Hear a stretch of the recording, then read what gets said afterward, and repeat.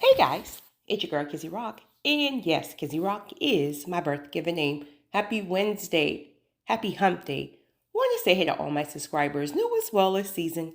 I got a word for you. Tap in. Good morning, guys. I want to speak to you guys about something that you may be doing that's not even intentional, but it's really blocking the release of that blessing. Before I start, really quickly, I want to also say be on guard because one thing that the enemy is doing, he's stirring up like confusion in people's mind.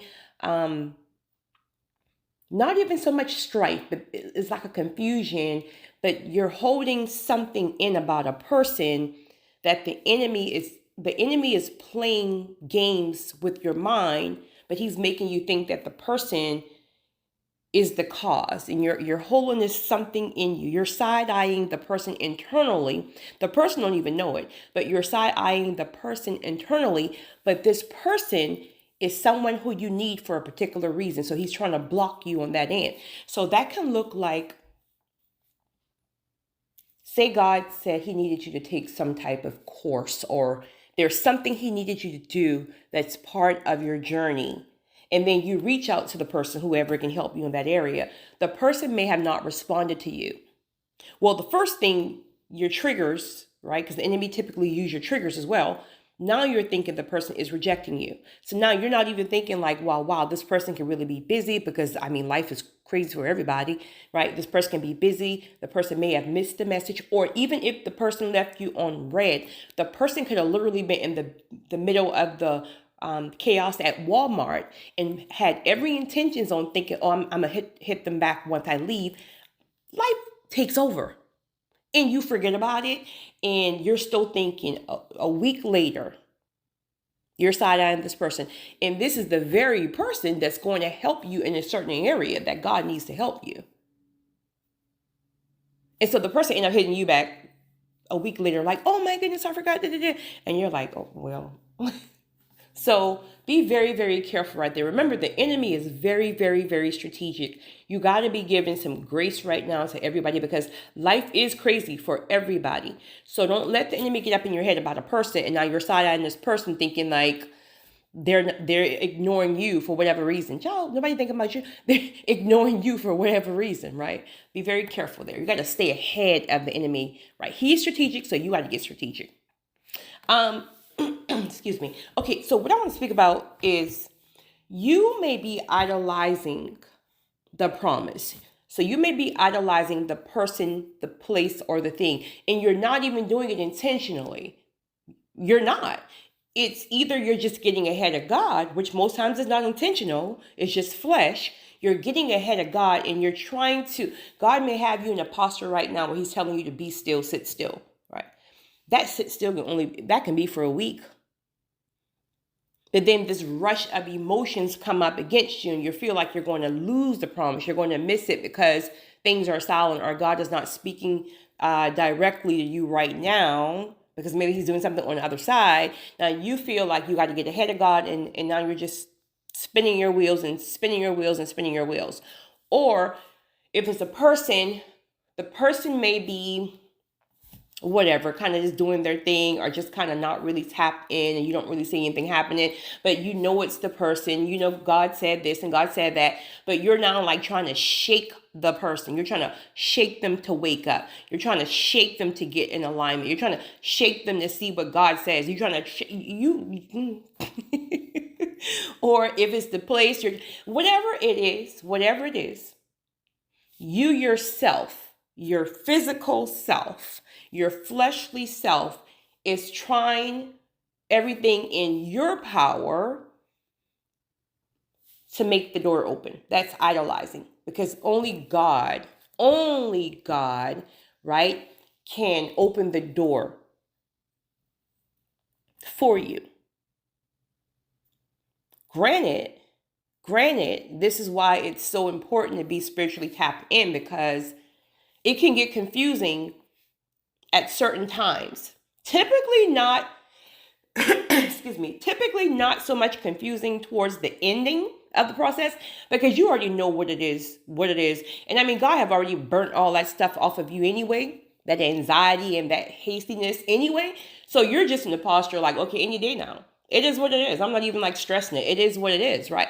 But when you're in the middle, like it can get very, very confusing because you're thinking God says do this and then you do it and then you hit a roadblock and you're just like, you're getting ahead of God. You don't even know it. Then God goes silent on you. Now you're thinking that the silence mean God says no. No, the silence just means that God says, slow your butt down, get back in.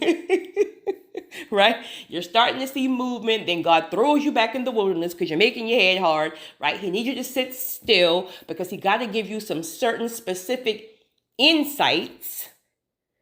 Right? You're not being disciplined in the area of let it be fasting or something that he's asking you to shut off because he really needs to get your undivided attention. So all these different things can delay the progress, but we tend to ignore the things that God has given to us to do, but instead we jump ahead of God and then we ourselves are trying to literally open the door with the chainsaw and a hammer.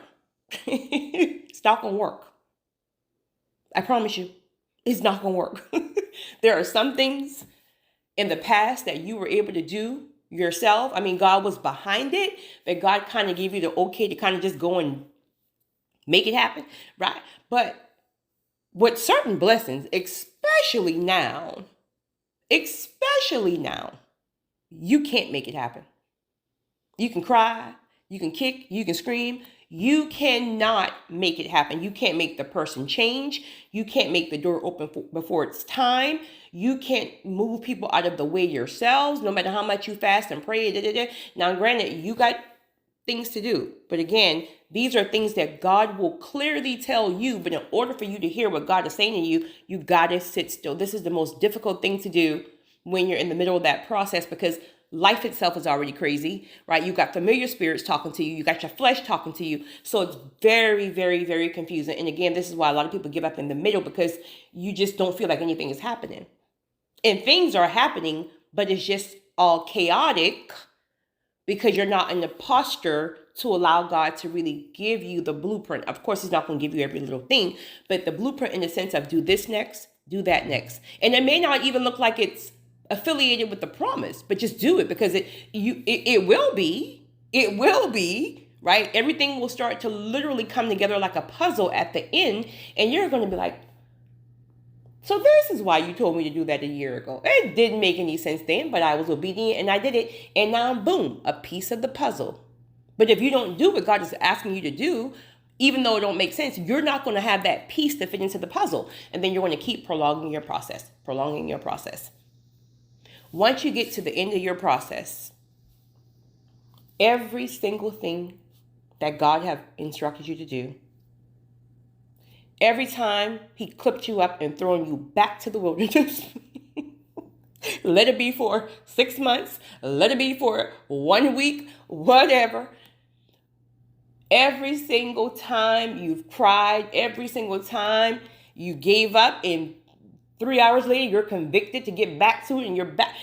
Every single thing will all make sense and even more towards the ending of your process. So if you're still all confused and you're like, but God says this, I don't understand, you're probably in the middle of that process and you're not being still. And if you're refusing to be still, like just because it's not easy or just because you kind of just don't know what to do, God is going to start snatching the rug in certain areas. He's going to start snatching the rug in certain areas so he can get you still. So when you start to see certain people fall off, or there might be like some type of little disagreement, maybe not anything major, or it could be, right?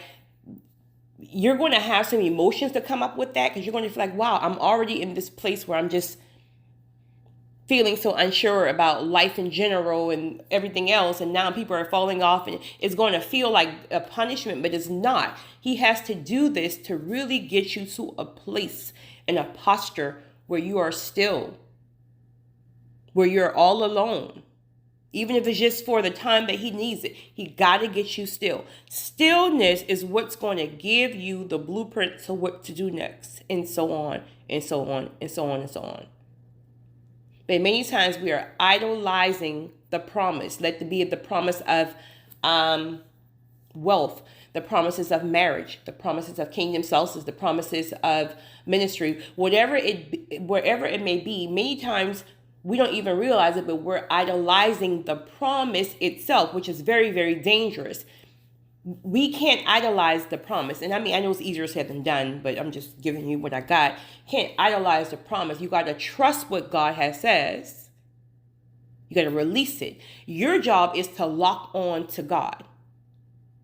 See, God is going to bring the promise. You got to lock on to God. You got to press into God. Pressing into God will settle your spirit. Pressing into God will allow God to tell you, hey, you can't do this. So this is what I need you to do. I need you to go to therapy. I need you to do this. I need you to start working on this. I need you to write that book. I need you to this, and that. So when God is giving you these instructions, that's the frustrating part. What am I going to write a book for right now?